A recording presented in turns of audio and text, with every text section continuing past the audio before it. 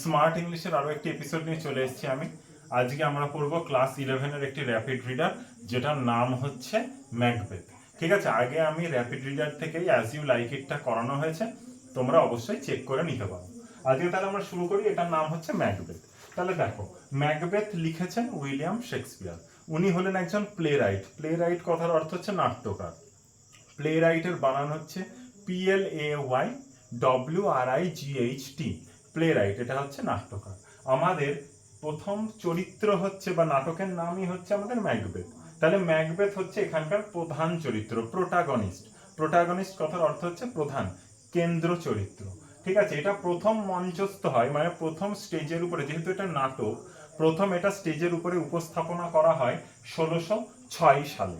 ঠিক আছে, আচ্ছা, এটার নাম হচ্ছে ট্র্যাজেডি অফ ম্যাকবেথ। মানে এটার আরো একটা নাম আছে, সেটা হচ্ছে ট্র্যাজেডি অফ ম্যাকবেথ। মানে ম্যাকবেথের যে জীবনে যে দুঃখের যে ঘটনাগুলো ঘটেছিল, ঠিক আছে, সেটা নিয়ে এটার নাম হচ্ছে ট্র্যাজেডি অফ ম্যাকবেথ। এখানে এই নাটকে যে ক্যারেক্টারগুলো আমরা পাবো, যে চরিত্রগুলো আমরা পাবো, সেটা আমরা একটু জেনে নিই। প্রথমে আমরা পাবো ম্যাকবেথ, যে হচ্ছে একটা একটা জায়গার একটা জমিদার। ঠিক আছে, ম্যাকবেথ। তার বউয়ের নাম হচ্ছে লেডি ম্যাকবেথ, এখানে আমি লিখে দিয়েছি পাশে ওয়াইফ বলে। ঠিক আছে, আমরা আর পাবো হচ্ছে ম্যাকবেথের বন্ধু, যার নাম হচ্ছে ব্যাংকো। ম্যাকবেথের বন্ধু যার নাম হচ্ছে ব্যাংকো। ব্যাংকোর ছেলের নাম হচ্ছে ফ্লিয়েন্স। ঠিক আছে, আর এদিকে আমরা দেখতে পাচ্ছি যে ডানকান, যে হচ্ছে স্কটল্যান্ড, মানে যে দেশটাকে কেন্দ্র করে নাটকটা হচ্ছে, সেই স্কটল্যান্ডের রাজা হচ্ছে আমাদের ডানকান। বোঝা গেল? স্কটল্যান্ডের রাজা হচ্ছে আমাদের ডানকান। এবার তারপরে তার দুই ছেলে হচ্ছে ম্যালকম আর ডোনাল্ড বেইন। কি বললাম? ম্যালকম আর ডোনাল্ড বেইন, এরা দুজন হচ্ছে আমাদের ডানকানের দুই ছেলে। প্রথমে গল্প শুরু করি। যেমন নাটকে যেমন হয়, একদা এক জায়গা ছিল। ঠিক আছে, একদা এক দেশ ছিল, দেশটার নাম হচ্ছে কি? স্কটল্যান্ড। সেই স্কটল্যান্ডের রাজার নাম কি হবে? তাহলে আমি আগেই বলেছি, তাহলে স্কটল্যান্ডের রাজার নাম হচ্ছে আমাদের ডানকান। ঠিক আছে, তার দুজন প্রধান সেনা, মানে সেনার যে প্রধান, যেটাকে আমরা বলি নাইট, যোদ্ধা। ঠিক আছে, তার দুজন নাইট ছিল, KNIGHT। তার দুজন নাইট ছিল, একটা হচ্ছে ম্যাকবেথ আর একটা হচ্ছে ব্যাংকো। যে কোনো পরিস্থিতিতে যখন যুদ্ধ বাধ্য, তখন স্কটল্যান্ডকে বাঁচানোর জন্য সবার প্রথম এগিয়ে যেত এই ম্যাকবেথ আর ব্যাংকো, কারণ এরা দুজনই ছিল সব থেকে বড় যোদ্ধা। কোন দেশে? স্কটল্যান্ডে। ঠিক আছে, একদিন যুদ্ধ আরম্ভ হলো। একদিন কি আরম্ভ হলো? একদিন যুদ্ধ আরম্ভ হলো। যুদ্ধটা কোন কোন দেশের হচ্ছে ভালো করে দেখো। যুদ্ধটা হচ্ছে নরওয়ে আর স্কটল্যান্ড। যুদ্ধটা হচ্ছে নরওয়ে আর স্কটল্যান্ডের মধ্যে। বোঝা গেল? আচ্ছা, নরওয়ের সাথে যুদ্ধ হচ্ছে, কে করছে যুদ্ধ? স্কটল্যান্ড। আমি এখনই বলেছি যে যখন যুদ্ধ বাঁধবে, যখন যুদ্ধটা বাঁধবে, স্কটল্যান্ডের যখন যুদ্ধ বাঁধে, তখন সবার আগে কে এগিয়ে যাবে? তখন সবার আগে এগিয়ে যাবে ম্যাকবেথ আর ব্যাংকো। তাহলে স্কটল্যান্ড যখন যুদ্ধক্ষেত্রে রয়েছে, তার মানে নিশ্চয়ই ম্যাকবেথ আর ব্যাংকো যাচ্ছে। তাহলে ম্যাকবেথ আর ব্যাংকো গিয়েছে কাকে বাঁচাতে? স্কটল্যান্ডকে বাঁচাতে। কার হাত থেকে বাঁচাতে? নরওয়ের হাত থেকে বাঁচাতে। বোঝা গেল এতদূর? এরা জানে, মানে যখন ম্যাকবেথ আর ব্যাংকো যখন যায় কোনো জায়গায় যুদ্ধ করতে, সেই ক্ষেত্রটাতে কি হয় বলতো? অপরপক্ষ আগে থেকেই জেনে যায়, অপরপক্ষ আগে থেকে বুঝতে পারে যে এদের দুজনা, এরা যখন এত বড় মাপের যোদ্ধা, এদের দুজনকে সহজে, মানে সহজে এরা আমাদের জমি ছেড়ে দেবে না। সুতরাং তারা আগে থেকে অপরপক্ষ একটুখানি ভয়েই থাকে। ঠিক আছে, যারা ভালো ভালো মাপের প্লেয়ার হয়, ঠিক আছে, খেলোয়াড় হয়, তাদের দেখে অপরেরা একটুখানি ভীতই থাকে। সেই রকমই ম্যাকবেথ আর ব্যাংককে দেখে নরওয়ের সোলজাররা একটু ভয়েই ছিল। যাই হোক, স্কটল্যান্ড যুদ্ধে জিতে গেল, নরওয়ে যুদ্ধে হেরে গেল। এবার স্টেজটা হচ্ছে, প্লটটা হচ্ছে আমাদের, যে যুদ্ধ জয় হয়ে গেছে সেই মুহূর্তে এগিয়ে আসছে। কোথাকার পথে আসছে? ফিরে আসার পথে, মানে বাড়ির দিকে ফিরে আসছে কে? স্কটল্যান্ডের ম্যাকবেথ আর ব্যাংকো। বোঝা গেল? তারা আসছে, আসতে গিয়ে তাদের মধ্যে, তাদের অন দা ওয়ে, রাস্তাতে তাদের পড়ে একটা শ্মশান। কি বলছি? তাহলে রাস্তাতে তাদের পড়ছে একটা শ্মশান। সেই শ্মশানে যখন তারা দুজন আসছে, হঠাৎ করে তাদের সাথে দেখা হয় তিনটে উইচ। উইচ কথার অর্থ হচ্ছে পেত্নী। ঠিক আছে, WITCH, তিনটে উইচের প্রথম দেখা হয়। ঠিক আছে, ফার্স্ট উইচ, যে প্রথম উইচ, তাকে বলছে যে you are the thane of Glamis. ম্যাকবেথকে বলছে যে তুমি তো,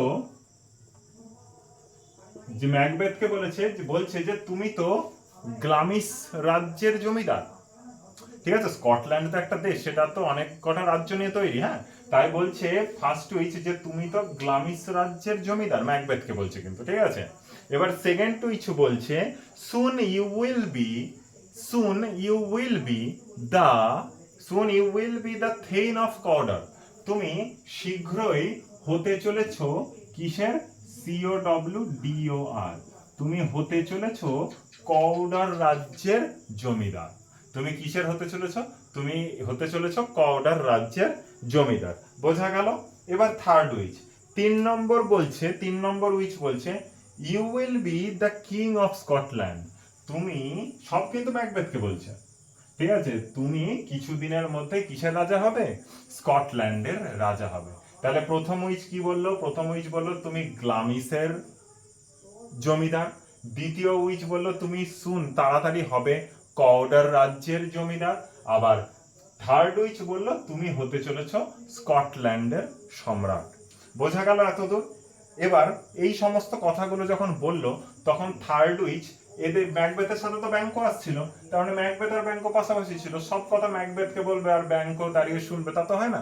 তিন নম্বর উইচ যে প্রধান, তিন নম্বর উইচ ব্যাংকোকে বলল যে to be lesser than Macbeth but more happier than Macbeth.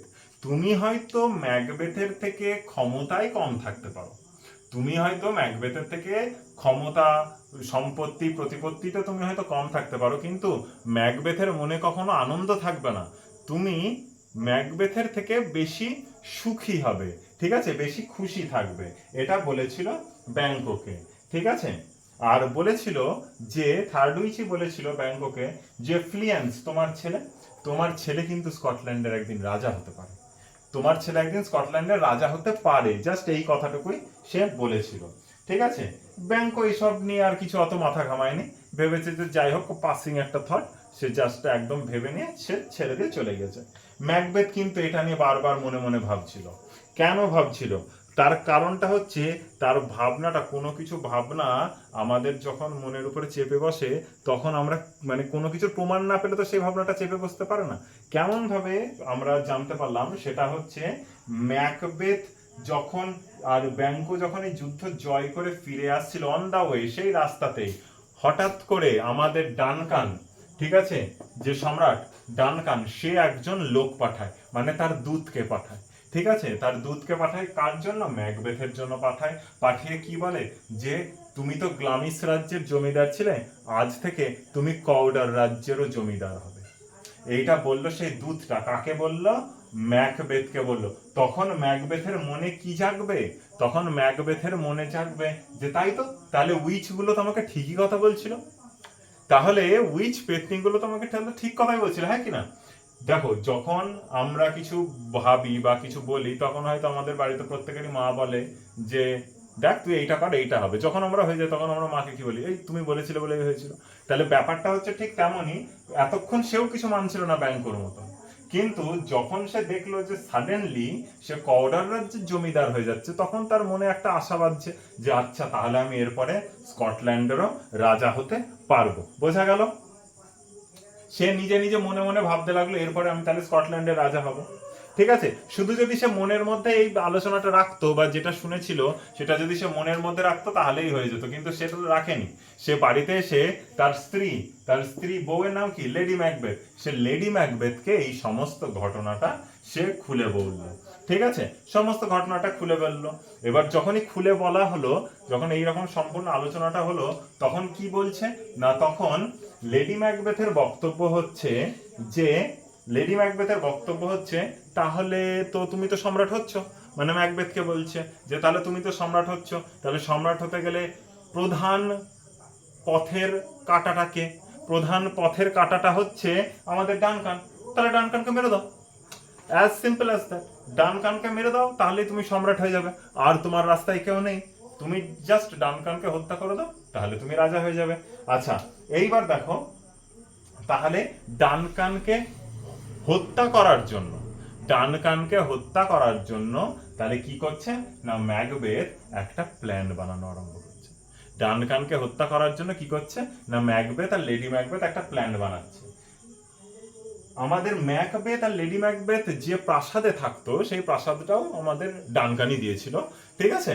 যে প্রাসাদে থাকতো সেই প্রাসাদের নাম ছিল ইনভারনেস। কি বললাম, সেই প্রাসাদের নাম ছিল ইনভারনেস, INVERNES, INVERNES, ইনভারনেস। এই ইনভারনেস প্রাসাদে কে থাকতো, ইনভারনেস প্রাসাদে থাকতো ম্যাকবেথ আর লেডি ম্যাকবেথ, যেটা তাকে কে গিফট করেছিল, ডানকানি তাদের গিফট করেছিল। বোঝা গেল? আচ্ছা, এবার ইনভারনেসে কাকে ডাকলো, ম্যাকবেথ আর লেডি ম্যাকবেথ মিলে ডাকলো আমাদের ডানকানকে। বোঝা গেল? ডানকানকে ডাকলো, ডানকান আসলো। ডানকান যখন আসলো তখন এত সুন্দর আপ্যায়ন করলো, এত সুন্দর লেডি ম্যাকবেথ আতিথেয়তা করলো যে তুমি বুঝতেই পারবে না এই পিছনে ষড়যন্ত্র করছে যে ডানকানকে মারা।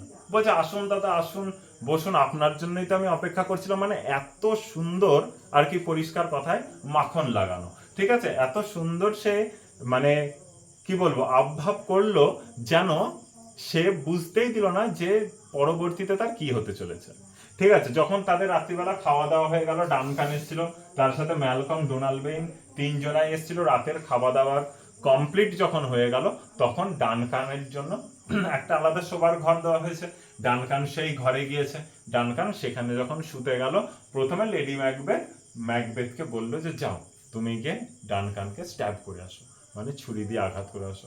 লেডি ম্যাকবেথের কথা শুনে ম্যাকবেথ গেল দরজা অব্দি, মানে দরজার সামনে অব্দি গেল, গিয়ে আবার ফিরে চলে এলো। কারণ তার মনের মধ্যে তো একটা দুঃখ কাজ করছে যে আজকে ডানকানের জন্যই সব, আজকে কার জন্য সব, আজকে ডানকানের জন্যই তার সব। ঠিক আছে, সে মানুষের কৃতজ্ঞতা ভোলে না। ঠিক আছে, মানে আমাদের ম্যাকবেথ তখনও পর্যন্ত মানুষের কৃতজ্ঞতাটা ভোলেনি। কিন্তু এটা একটা মানুষের নেচার, যে যে কারোর যতই উপকার করুক না কেন সে পিছনে বিট্রে করবেই। এটা একটা মানুষের সাধারণ নেচার। যাই হোক, আচ্ছা তাহলে কি বললাম আমি, যে ডানকানকে মারার জন্য তাহলে এবার গেল। তার আগে যখন ম্যাকবেথ যখন মারতে পারছে না, আবার ফিরে চলে এসছে, তখন তাকে পাম্প আপ করছে, ফোলাচ্ছে। কে ফোলাচ্ছে? Lady Macbeth. বলছে যে তাহলে তো তুমি পুরুষই নও, তুমি যদি না হত্যা করতে পারো তাহলে পুরুষই নাও। তুমি জানো আমি আমার নিজের বাবাকে হত্যা করেছি, লেডি ম্যাকবেথ বলছে আমি আমার নিজের বাবাকে হত্যা করেছি সম্পত্তির লোভে, আর তুমি তো একটা অপর লোককে তুমি হত্যা করতে পারবে না, তাহলে তো তুমি পুরুষই নাও। যখনই এই কথাটা বলেছে তখনই ম্যাকবেথ একেবারে পাম্পড আপ হয়ে গেছে। ঠিক আছে, সে গিয়ে দরজায় থাকা দুটো দারোয়ানকে প্রথমে হত্যা করে, আমাদের ডানকানকে, দারোয়ানদের হত্যা করে ডানকানকে স্ট্যাব করে দিয়েছে, মানে ছুরির আঘাত করেছে। ছুরির আঘাত যখন করে তখন তার হাতের রক্ত লেগে যায়। ঠিক আছে, সেই মুহূর্তে সে বলতে যায় আমেন, মানে ঈশ্বরের নাম, কিন্তু সেটা তার গলা অব্দি এসে আটকে যায়, সে আর কিছু বেশি বলতে পারে না। বোঝা গেল?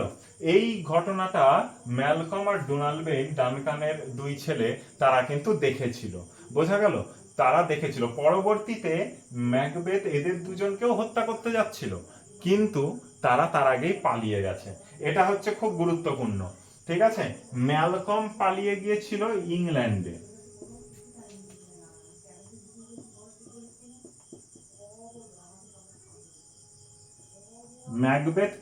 ম্যালকম পালিয়ে গিয়েছিল ইংল্যান্ডে, আর ডোনাল্ডবেইন পালিয়ে গিয়েছিল আয়ারল্যান্ডে। এটা খুব ইম্পর্টেন্ট। ম্যালকম পালিয়ে গিয়েছিল ইংল্যান্ডে, আর ডোনাল্ডবেইন পালিয়ে গিয়েছিল আয়ারল্যান্ডে। স্কটল্যান্ড, ইংল্যান্ড, আয়ারল্যান্ড সবগুলো নিয়ে আমাদের ইউনাইটেড কিংডম। ঠিক আছে, সবগুলো একটা পাশাপাশি ছোট ছোট দেশ। ঠিক আছে, তারা দুজনা দুদিকে পালিয়ে গিয়েছিল। ম্যাকবেথ কি হলো, তাহলে এবার যেহেতু দুজনা মারা গেছে, মানে দুজনা পালিয়ে গেছে, ডানকান মারা গেছে, তাহলে গদি ফাঁকা, তাহলে সিংহাসনে কে বসে পড়লো? সিংহাসনে বসে পড়লো ম্যাকবেথ। এই জিনিসটাই কার সন্দেহ হলো বলো তো দেখি, কার সন্দেহ হলো? ঠিক এইটাই সন্দেহ হলো ব্যাংকোর। কারণ যখন তিনটে উইচ বলেছিল তখন তো ব্যাংকও সাথে ছিল, যে পরপর ঘটনাগুলো ঘটছে, কেমন একটা কাকতালীয় ব্যাপার নয়? ঠিক আছে, তখন ব্যাংকও তো সাথে ছিল। আচ্ছা, তাহলে এই রকম ঘটনা হলো। এরপরে ম্যাকবেথের হঠাৎ করে মনে পড়লো, তাই তো থার্ড উইচ তো বলেছিল যে ফ্লিয়েন্সও রাজা হতে পারে, তাহলে রাজা যখন হতে পারে তাহলে আগে মেরে দিই। যে যে আমার রাজা হওয়ার মানে আমার পরবর্তীতে দাবিদার হবে, আমি তাদের কাউকে রাখবোই না, আমি একাই থাকবো।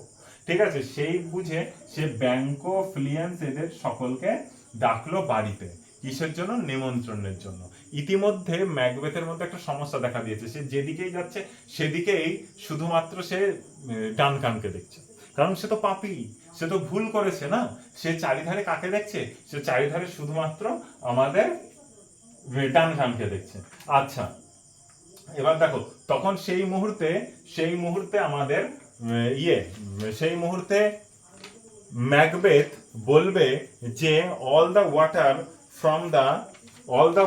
From the Arabian and the Atlantic could not wash my hands. কারণ আমার হাতে যে রক্তের দাগ লেগে রয়েছে না, সেই রক্তের দাগ আরব সাগরের জল আর আটলান্টিক মহাসাগরের জল, দুটো সাগর আর মহাসাগরের জল মিলিয়েও আমার হাতের রক্তের দাগ কখনো যেতে পারে না। ঠিক আছে, কারণ সে জানে যে সে কতটাই পাপ করেছে। ঠিক আছে, এর মধ্যে একটা সমস্যা হলো। কি সমস্যা হলো না, এর মধ্যে লেডি ম্যাকবেথ, যাই হোক সে তো এত পাপী, সেই বলেছিল, আচ্ছা একটা জিনিস মিস করে গেছি, লেডি ম্যাকবেথই বলেছিল ম্যাকবেথকে যে তুমি ডানকানকে স্ট্যাব করে আসো, ছুরিকাঘাত করে আসো, তাহলে I will leak the knife, আমি সেই ছুরিটা চাটবো যেটায় রক্ত লেগে রয়েছে। তাহলে ভাবো কতটা হিংস্রতার পরিচয় এখানে পাই আমরা। ঠিক আছে, আচ্ছা লেডি ম্যাকবেথের একটা রোগ হলো, যেহেতু এতটা পাপী মানুষ তো, তাই লেডি ম্যাকবেথের একটা রোগ হলো। তার কি রোগ হলো না, স্লিপিং ডিসঅর্ডার। ঠিক আছে, স্লিপিং ডিসঅর্ডার, সে ঘুমের ঘরে হাঁটতে লাগে। ঠিক আছে, কিছু ভুলভাল বলতে থাকে আর ঘুমের ঘরে হাঁটতে লাগে। ইতিমধ্যে তার কি হলো, সে হাঁটতে হাঁটতে তার ছাদে যায় এবং সেখান থেকে পা পিছলে সে পড়ে যায় এবং তার মৃত্যু ঘটে সেখানে। ঠিক আছে, ইতিমধ্যে ব্যাংকো আর ফ্লিয়েন্সকে তো আমি বলেছি যে ম্যাকবেথ ডেকেছে বাড়িতে, কিসের জন্য? খাওয়ার জন্য ডেকেছে। এবার এই মুহূর্তে তখন ম্যাকবেথ আর তাদের নিজে মারবে না, ম্যাকবেথ ব্যাংকোকে নিজে মারবে না। ঠিক আছে, ব্যাংকোকে না মেরে সে কি করবে, অ্যাসাসিন মানে যাদের টাকা দিয়ে হত্যা করানো হয়, মানে যাদের টাকা দিয়ে দেওয়া হয় তারা এসে কিল করে দেয়। ঠিক আছে, সেই অ্যাসাসিন দিয়ে ব্যাংকো আর ফ্লিয়েন্সকে মারার চেষ্টা করবে। তার মধ্যে ব্যাংকো মারা যাবে আর ফ্লিয়েন্স পালিয়ে যাবে। ঠিক আছে, ফ্লিয়েন্স কোথায় চলে যাবে? ফ্লিয়েন্স পালিয়ে গিয়ে চলে যাবে সেই আয়ারল্যান্ডে। বোঝা গেল? ফ্লিয়েন্স চলে গেল আয়ারল্যান্ডে। আচ্ছা, ইতিমধ্যে ম্যাকবেথ ইতিমধ্যে ম্যাকবেথ, আচ্ছা ফ্লিয়েন্স চলে গেল আয়ারল্যান্ডে।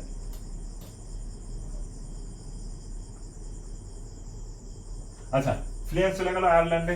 ইতিমধ্যে পুরো ঘটনাটা যখন ঘটে গেল, তাহলে আর পথের কাটা তো আর কেউ নেই, ম্যাকবেথ এক এক করে সবাইকেই হত্যা করে দিয়েছে। এবার ম্যাকবেথ ভাবলো যে আমার ভবিষ্যৎ, আমি এত কিছু করে ফেললাম, এই সম্পত্তির মালিক আমি, কিন্তু আমার তো মনে শান্তি নেই। তাহলে আমাকে আবার যেতে হবে সেই তিনটে উইচের কাছে গিয়ে আমি দেখি যে তারা কি কি বলছে আমাকে নেক্সট পরবর্তী স্টেপের জন্য। তাই ম্যাকবেথ গেল একটা গুহা। বোঝা গেল, ম্যাকবেথ গেল একটি গুহায়, যেই গুহাতে সেই ছিল তিনটে উইচ। ঠিক আছে, তখন তাদের মধ্যে একটা ক্যাটারিং শো চলছিল। ক্যাটারিং শো মানে তাদের মধ্যে একটা খাওয়া দাওয়ার আয়োজন চলছিল। সেই খাওয়ার মধ্যে ছিল মোটামুটি ধরে নাও ব্যাঙের জিভ, টিকটিকির মাথা, ড্রাগনের আঁশ, কুমিরের বমি, আচ্ছা আর হচ্ছে কুকুরের বমি, আর হচ্ছে কুমিরের মাংস, এইগুলো ছিল। এটা হচ্ছে ক্যাটারিং শো। এটা হচ্ছে সেই থ্রি উইচ, সেই পেতনিগুলো খাচ্ছিল। ঠিক আছে, একটা রান্না করছিল। সেই মুহূর্তে ম্যাকবেথ যায়। ম্যাকবেথ গিয়ে তাদের কাছে জিজ্ঞেস করে যে আমি এত কিছু করেছি, তাহলে ম্যাকবেথ বলছে যে সে মরবে কিভাবে। সে প্রশ্নটা এটাই করেছে যে আমি মরবো কিভাবে, আমার মৃত্যু কিভাবে। তখন ফার্স্ট উইচ বলল, প্রথমে তিনটে উইচই একসাথে বলেছিল তোমার মৃত্যু নেই, তুমি এতই পাপী যে তুমি মরেও তোমার পাপ যাবে না। ঠিক আছে, কিন্তু ফার্স্ট উইচ তখন বলল যে তোমার মৃত্যু নেই, তোমার চিন্তা করার কোনো প্রয়োজন নেই। যেমন মানে এমন কোনো মানুষ যে মায়ের মাতৃগর্ভে জন্মেছে, সে তোমাকে মারতে পারবে না। ব্যাস, ম্যাকবেথ আরো আনন্দিত, কারণ ম্যাক্সিমাম কেন 100% মানুষই তো মায়ের পেটেই জন্মায়, যে কোনো অ্যানিমাল। ঠিক আছে, তারা তো মায়ের পেটেই জন্মায় না। তাই বলছে যে ফার্স্ট উইচ বলেছে এমন কেউ যে তোমার মায়ের পেটে জন্মেছে সে তোমাকে মারতে পারবে না। ম্যাকবেথ খুব খুশি যে আচ্ছা তাহলে হয়ে গেল, মানে আমাকে আর কেউ মারতে পারবে না। আচ্ছা 2 নম্বরে বলেছে, 2 নম্বর উইচ বলেছে যখন ডানসিনান জঙ্গল, যখন ডানসিনান জঙ্গল DUNCINAN ডানসিনান জঙ্গল, এটা হচ্ছে একটা জঙ্গলের নাম, ঠিক আছে। যখন বীরনাম BIRNAM বীরনাম পাহাড়ের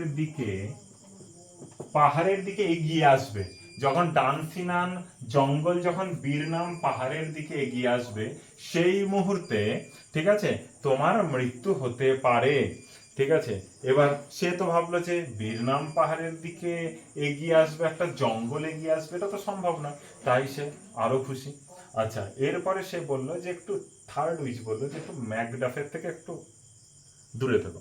ম্যাকডাফ লোকটা ঠিক খুব একটা সুবিধা নয়, তুমি একটু ম্যাকডাফ, এই যে ম্যাকডাফ 10/5, তুমি এই ম্যাকডাফের থেকে একটুখানি দূরে থেকো। এই কথাটা শোনার পরে তাহলে ম্যাকবেথের প্রধান কাজ কি হবে? ও ম্যাকডাফের থেকে সরে থাকতে হবে, তাহলে ম্যাকডাফকে মেরে দিই। সে চলে গেল ম্যাকডাফের বাড়িতে। ম্যাকডাফের বাড়িতে গিয়ে ম্যাকডাফকে খুঁজে পেল না, সে তার বউ আর বাচ্চাকে টুকরো টুকরো করে কেটে রেখে দিয়ে এলো। কে রেখে দিয়ে এলো? আমাদের ম্যাকবেথ। সেটা দেখে ম্যাকডাফ তো একদম খেপে গেছে, ম্যাকডাফ একদম পাগল হয়ে গেছে যে হ্যাঁ বউ আর বাচ্চাকে এরম ভাবে মেরে দিয়েছে।